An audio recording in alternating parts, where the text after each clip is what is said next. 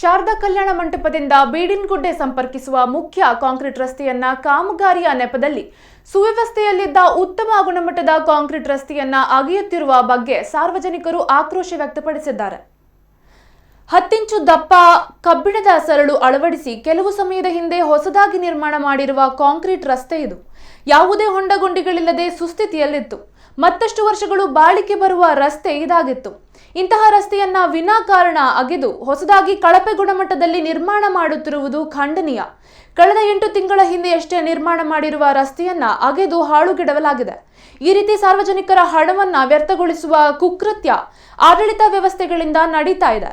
ಆದಷ್ಟು ಬೇಗ ಕಾಮಗಾರಿಯನ್ನ ಸ್ಥಗಿತಗೊಳಿಸುವಂತೆ ಸಂಬಂಧಪಟ್ಟ ಇಲಾಖೆಯಲ್ಲಿ ಸಮಾಜ ಸೇವಕ ನಿತ್ಯಾನಂದ ವಳಕಾಡು ಆಗ್ರಹಿಸಿದ್ದಾರೆ.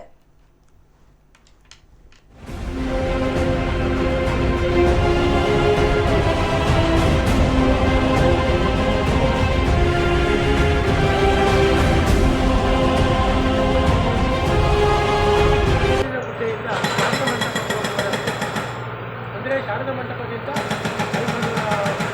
ಹೈವೇ ರಸ್ತೆಯಲ್ಲಿ ಸುಮಾರು ಒಂದು 200 ಮೀಟರ್ನಷ್ಟು ರಸ್ತೆಯನ್ನು ಅಗಿತಾ ಇದ್ದಾರೆ. ಅಂದರೆ ಈ ಹಿಂದೆ ಕಳೆದ ಬಾರಿ ಇದಕ್ಕೆ 25 ಲಕ್ಷ ರೂಪಾಯಿ ಒಂದು ವೆಚ್ಚದಲ್ಲಿ ಕಾಮಗಾರಿಯನ್ನು ನಡೆದಿದೆ. ಕಳೆದ ವರ್ಷ ಒಂದೇ ವರ್ಷ 25 ಲಕ್ಷ ರೂಪಾಯಿ.